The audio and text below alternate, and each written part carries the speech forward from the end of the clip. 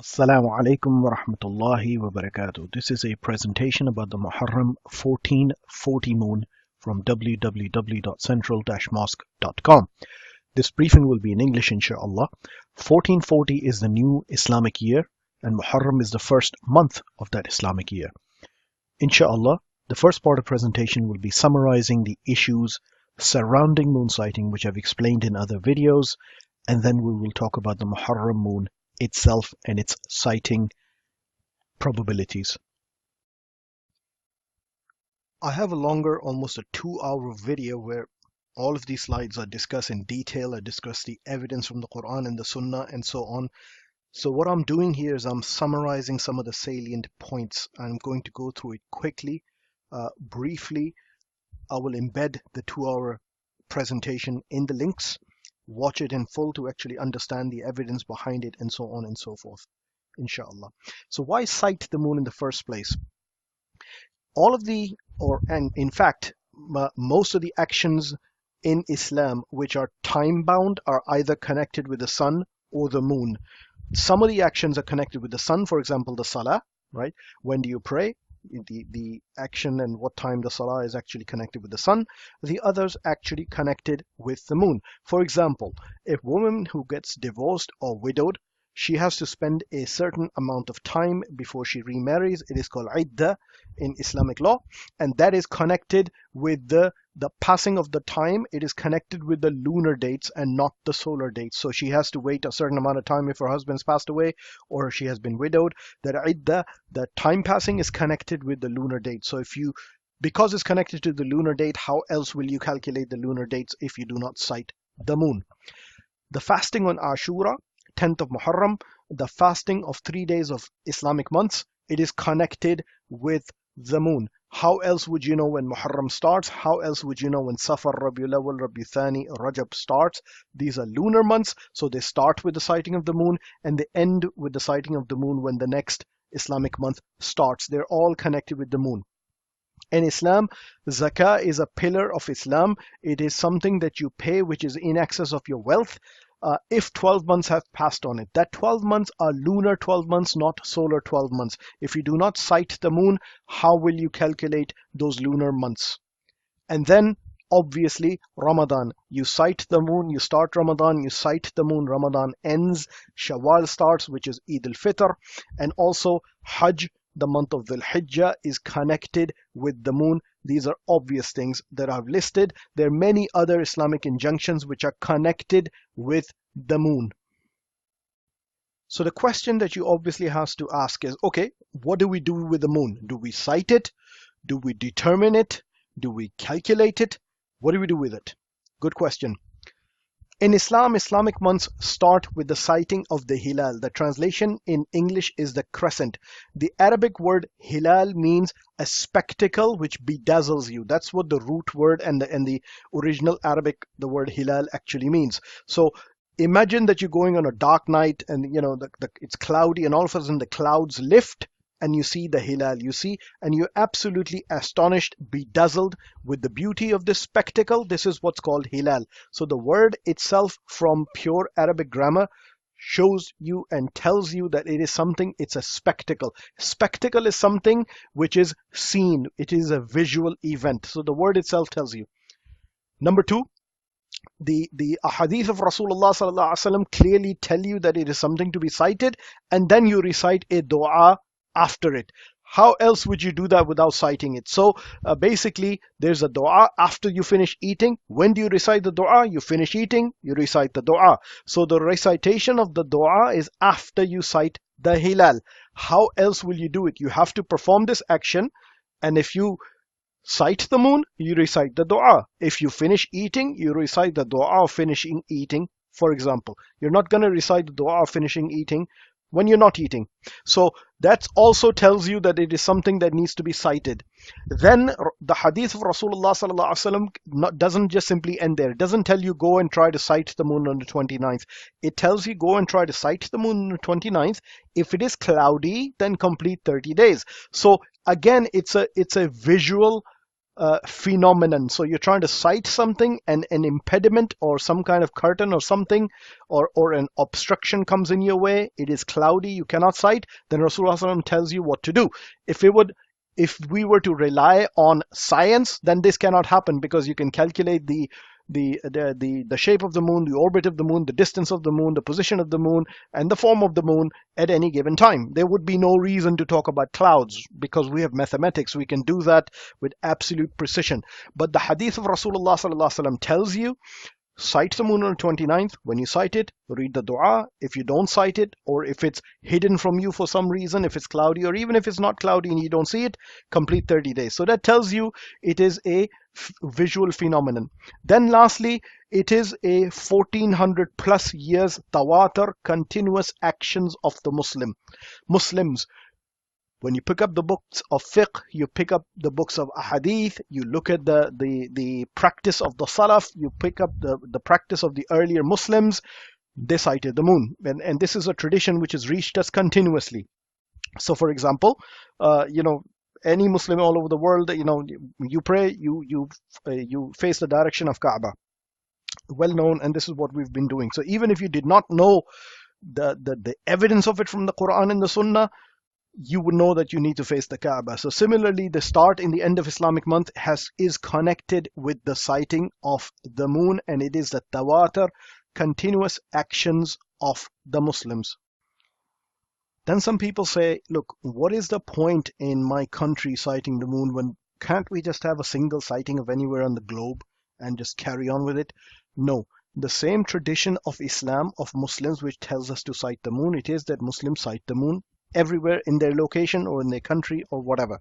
The first argument which is put forth is of the Hanafi madhab. It is astounding that the people who do not follow Hanafi madhab, they do not follow Hanafi scholars, when it comes to Ramadan and stuff, to justify the sighting or the moon sighting in Saudi Arabia or wherever country they're trying to follow, the first argument they put forth is the Hanafi madhab. The Hanafi madhab tells us we should have global sighting. No, brother, this is a detailed article. The translation is still not complete. I was looking at it today. They're still doing it. Take a look, and it gives you the argument from the Hanafi madhab. The global sighting is not the muftabihi opinion of the Hanafi madhab at all. Majority of the Hanafi Muslims, they live in the Asian continent, Pakistan, India, Bangladesh, Afghanistan, and so forth, and none of them follow global sighting at all. They have their own local sighting. In fact, Pakistan and India are next to each other, and they have their local sighting and always have from the beginning. So read the argument of the Hanafi madhab, read it, respond to it, and say, look, this is not right, and this is the opinion. But this is not an argument. Practically, and also from a fiqh perspective, it is local sighting. Secondly, we have a hadith in Sahih Muslim of Ibn Abbas radiallahu anhu, who a person came from Syria, and he said, I had sighted the moon. Ibn Abbas radiallahu anhu in Medina, he said, Rasulullah sallallahu alaihi wasallam told us to sight the moon, therefore we are going to sight the moon. One brother, he made this argument. He goes, look, this was the action of a singular Sahabi, Ibn Abbas radiallahu anhu. The argument to that is it was the action of a single Sahabi of Ibn Abbas radiallahu anhu that nobody else objected to. So the Sahaba did not say, Ibn Abbas, no, we should be taking the sighting from Syria while we're in Medina. No, the Sahaba did not say that. They actually carried on with their own sighting, and they did not change the Islamic date based on this person who had testified, who had sighted the moon himself. So it was not a reporting of a sighting. This person himself had sighted the moon, and this narration is in Sahih Muslim.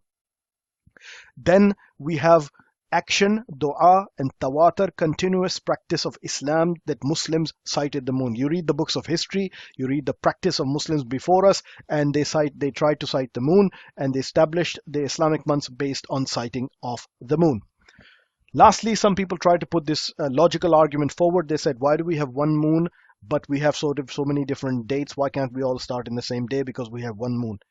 Brother, it's the same reason why you have one sun, but people in Jakarta, Indonesia do not pray their Fajr on the same time as Muslims in New York, United States, because the earth is round. We have different time zones. So yes, we have a singular moon, but this moon is not sighted necessarily on the same day. Just like you have a singular sun, but you don't have the same Fajr Salah time in Jakarta and United States. The same argument applies. So basically the moon needs to be sighted in your own location or your own country, or whoever's in charge, the ulama who are in charge of the moon sighting of your country, and you cannot take moon sighting from elsewhere. As I talked about, I said from a fiqh perspective, most people try to put forth the Hanafi madhab. The argument is there for the Hanafi madhab, the practice is there for the Hanafi madhab from India, Pakistan, Bangladesh, and so on. If you take the opinion of the major Darul Ulooms of the Hanafi madhab, whether it is Darul Uloom Deoband or Darul Uloom Karachi or Saharanpur and so on, they have sighting of the moon. So it's not that, the Darul Ulooms in Pakistan, they say, you know what, we're not going to sight the moon. We're just simply going to pick up the phone, ring Darul Uloom Deoband and say, have you sighted the moon? Yes, you have. So we're going to start the month in Karachi or something like that. No, it does not work. They have their own sighting. The next argument is what we have is these people try to justify themselves, the ones who try to force calculations on the Islamic world. They try to put forth this argument of alam tara kayfa, and many Muslims get affected by it because everybody knows alam tara kayfa. So let's explore that. So what's happening here is the hadith of Rasulullah sallallahu alaihi wasallam says, "Sumu li ru'yatihi wa aftiru li ru'yati." Rasulullah sallallahu alaihi wasallam said, fast when you sight the moon and cease fasting when you sight it, meaning the moon. So the word here is ru'ya, meaning sight. Our brothers and sisters try to put forth an argument which does not exist in classical Islamic scholarship at all. They say this word ru'ya does not mean sight. And we say, what is your evidence? And they say, have you not come across alam tara kayfa fa'ala rabbuka bi ashabil fil? The derivative of the same root word is used, which is tara. Did you not see what your Lord did with the people of the elephant? So what they're trying to say is, they're saying, look, Allah subhanahu wa ta'ala revealed this on Rasulullah sallallahu alaihi wasallam. Rasulullah sallallahu alaihi wasallam was not even born at the time of the incident of the people of the elephant. So how could he have seen it? So if ru'ya means sight, he could not have physically sighted it because this incident happened before his birth, sallallahu alaihi wasallam. When you study grammar, this is and actually the commentary of the hadith and the actions of the Muslims, this is a extremely flimsy argument from a grammatical point of view. First, sumu li ru'yatihi, fast when you sight it, uses a singular object. Wa aftiru li ru'yatihi, and cease fasting when you see it. Singular object, there's no ambiguity in the Arabic language that this singular object is referring to the moon. Versus when you do the grammatical analysis of this verse, alam tara kayfa fa'ala rabbuka bi ashabil fil, it is actually connected in two different ways. This tara is connected to kayfa fa'ala rabbuka and also connected to bi ashabil fil. So that's why the root word ra'a is used in ru'ya and tara is different in Arabic language. Argument number two, we have to look at the actions of the Sahaba Kiram. When the Sahaba Kiram heard from Rasulullah sallallahu alaihi wasallam, sumu li ru'yatihi wa aftiru li ru'yatihi, fast when you sight it and cease to fast when you sight the moon, what did they do? Did they turn to their calculations, or did they venture outside and look at the moon? They ventured outside to look at the moon. Argument number three, and this is in all the commentaries of hadith, nobody has ever interpreted this ru'ya to mean anything else apart from sighting. Argument number four is that not only Rasulullah sallallahu alaihi wasallam not only does he say to sight it, he also said if it's obstructed from you or you do not see it, complete 30 days. If this was based in science, what would be the point of talking about clouds and obstructions and anything else associated with it? So grammatically and also syntactically and also from the commentary of this hadith, it makes no sense to interpret this any other way except sighting. So then people say, okay, how do you verify sighting? So people can claim sighting all over the place. For example, in this month of Dhul Hijjah, Saudi Arabia claimed to have sighted the moon, which was six hours old. How do you verify it? Obviously science. Okay, so basically you look at science. If the moon is not even born or there's no conjunction, how are you going to cite it? Now, some people negate it outright. They say, no, no, no, we don't use science in moon sighting at all. Okay. Well, the same people, when it comes to solar eclipse and lunar eclipse, they say the lunar eclipse started at 10:21, finished at 11:37. The solar eclipse started at this time, finished at this time, and so on. Why do you use science for that? Brothers and sisters, Allah subhanahu wa ta'ala says in the Quran, Ash-shamsu wal-qamaru bihusban, the sun and the moon, they follow a calculated path. So Allah subhanahu wa ta'ala himself talks about the calculations in the Quran. Nevertheless, for these people who are anti-science, let's reject that and say, okay, we're not going to use science. The second option that you have is what the Hanafi madhab talks about, Jam'un Kathir or Jam'i Ghafir, the term that's used in Urdu, which means on a clear horizons, so many people sight the moon that it's impossible for it to be a lie. That means it's impossible for so many people to get together, collude with each other, and say, look, we've sighted the moon, and lie about it. Cannot happen. Interestingly, in Saudi Arabia, there's never a Jam'i Ghafir or Jammun Kathir sighting at all. There are I believe, 9 moon sighting committees. They come back, they submit their report, the moon is not sighting, and it's certain individuals in the same region who continuously sight the moon. Then, as I talked about time zones, basically imagine that if you're flying from Asia somewhere, let's say if you're flying from Karachi, as your plane moves westward, west on the globe, the sunset is later, and it will be easier for you to sight the moon because the sunset will be later, the moon will be bigger. So if the moon is sighted in Karachi, then New York is several hours later, then the moon will be easily sighted. California is even 3 hours later than New York. The moon will be even bigger and easier sighted.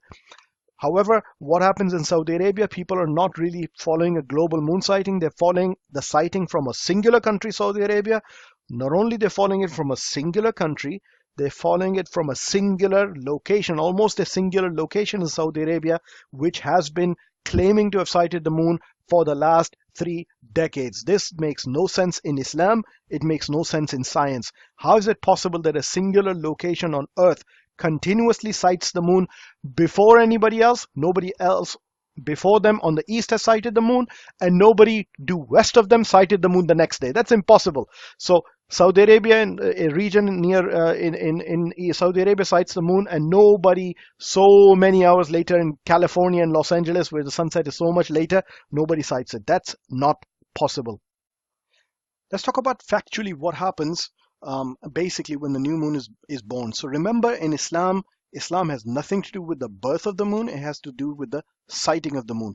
So what happens is, scientifically, the earth, the moon, and the sun is in a straight line. So when it's in a straight line, as you know, the moon has no light of its own.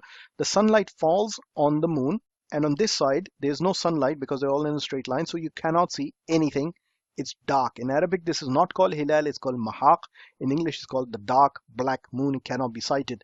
So a good few hours, depending on the situation, 10 to 12 hours, and a good 10 to 12 hours after the conjunction, this moon cannot be sighted. This is called the Danjan limit. This moon cannot be sighted. Why? Because there's no light. So as the moon continues to climb up the orbit, the sunlight, the parts of the moon which is lit up, can now be seen from the earth, and this is the first time when you see the crescent. And the moon continues to go until you see the full moon, and then you see 3/4, and the whole process starts all over again. So that's the reason why the 6-hour moon the Saudi Arabia claimed to have seen on Dhul Hijjah was not sighted by mass amounts of people, could not have been seen even using technology. Some people, they say, look, if you have a telescope, brother, there's no light. So there's no telescope which can invent light which does not exist. It cannot be seen.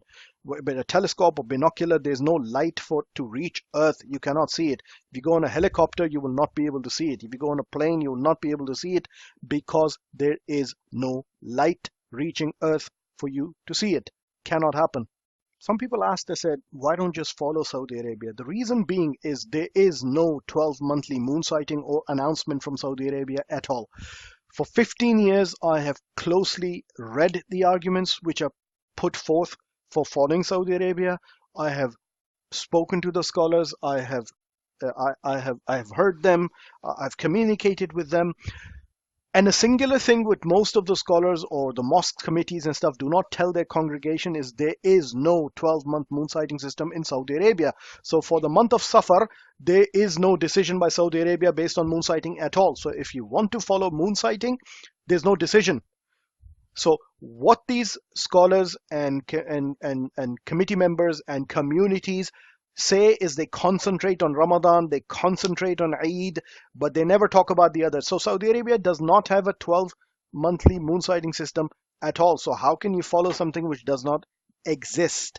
It cannot be done. Now, what should happen is these people who are putting this on their mosque timetable or on their mosque announcement boards, or they're telling their communities, should tell people that basically we don't have a moon sighting, we don't have any moon sighting information from Saudi Arabia for Safar because there's no announcement. Tell people that instead of actually making people believe that you're following a 12-month moon sighting system from Saudi Arabia, because it does not exist. Secondly, and most importantly, the Saudi scholars have never told anybody to follow their moon sighting. Unanimously, the Saudi scholars tell people to follow their local sighting. It's astounding that mosques, imams, community members, committee members, leaders, they continuously, those who follow the opinions favored by Saudi scholars, turn around and follow Saudi Arabia on moon sighting when the Saudi scholars never tell you to. They unanimously tell you to go and follow the moon sighting of your own place.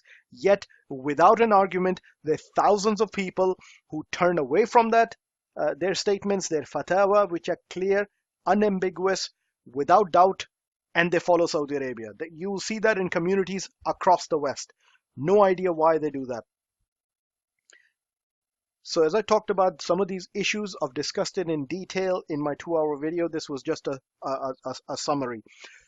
What should happen is moon sighting is a established practice of Muslims. When the imams, when the community leaders, when the committee members, when the people who are part of the congregation stand up in their local communities and they say, you know what, we're going to fulfill the sunnah of Rasulullah sallallahu alaihi wasallam. We're going to fulfill the practice of Muslims that has been around for over 1400 years. We are actually going to go and try to sight the moon. This will be revived in our communities. So let's talk about the moon for Muharram 1440, which is the new Islamic year. So the new moon is born on the 9th of September, which is on a Sunday at 1802 Universal Time. This moon cannot be seen at any location of the globe on that day at all. The next day, which is Monday the 10th of September, this moon can be seen in many parts of the world. Wifaqul Ulama create this chart, which is for United Kingdom, for parts of Africa, Morocco, South Africa, and so on. And you can see that this moon can be seen in many parts of Africa very easily. Also parts of Europe, it can be seen. So there's a possibility of moon sighting exists in Europe and also parts of America on Monday, the 10th of September.